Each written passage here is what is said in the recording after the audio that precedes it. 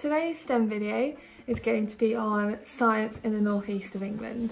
So I think when most people think of science, they think of like school science. So you think of the biology and the chemistry and the physics, and you imagine things like the test tubes and the periodic table and Bunsen burners.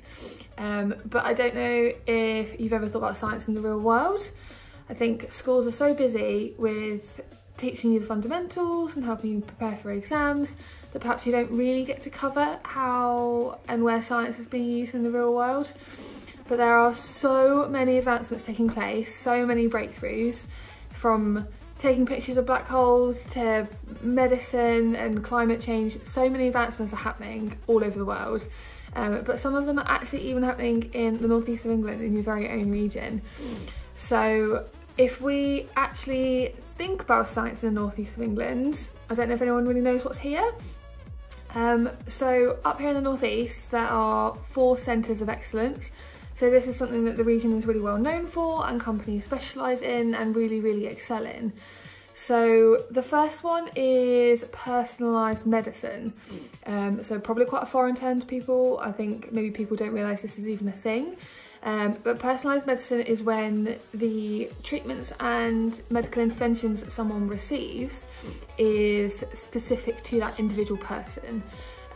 So all of their medical treatment is specifically designed for them in a way. So the second centre of excellence is advanced therapies. I'm pretty sure most people have no idea what this is, but it's when new medical products that have used gene therapy, cell therapy and tissue engineering are used to treat a wide range of conditions. So things like haemophilia, which is a blood condition, uses types of advanced therapies, and even some kind of tissue engineering where you, something like where you create skin for burns victims, that's a type of advanced therapy. So that is what the region is really good at as well, like things like that. The third is digital health, which I think is actually really quite a big area up here. It's quite a new field, and it is basically when you combine digital technologies with healthcare, living and society to kind of enhance the efficiency of healthcare delivery. So there's lots of stuff out at the moment to help people who are self-isolating with COVID-19. Lots of digital healthcare is currently being developed to help people with that. And the fourth and final one, which I think is actually probably the biggest area up here, is biopharmaceutical manufacturing.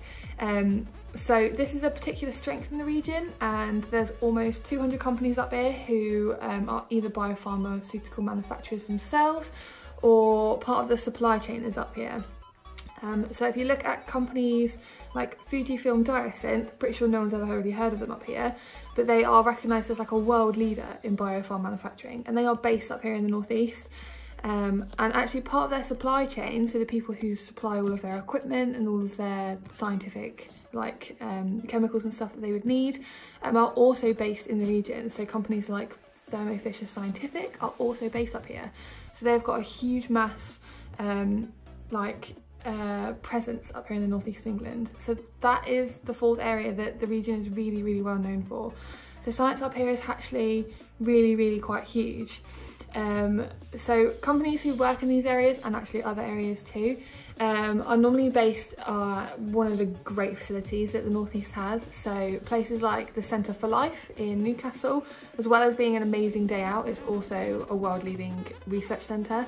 And there's also places like the Helix in Newcastle, which is also an amazing scientific research centre.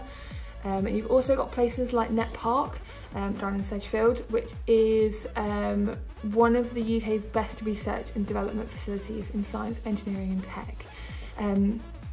So that is where they're kind of based, in like these big scientific parks. Not always, but that's just some of the well-known places where they're based. So that's kind of what kind of science is happening in the region in a nutshell. Super brief video. I'll try to just cover a general idea of what kind of science is happening in your very own backyard. So if you have any questions, or if you want to know about any science in particular in the region, let me know with a comment, or you can find us on Twitter and Instagram, or on our website. Drop us an email. Just get in touch and let me know if you want to know about anything in particular that in science in the northeast of England that I haven't covered. Okay, so hopefully I'll hear from you soon. Lots of comments are great.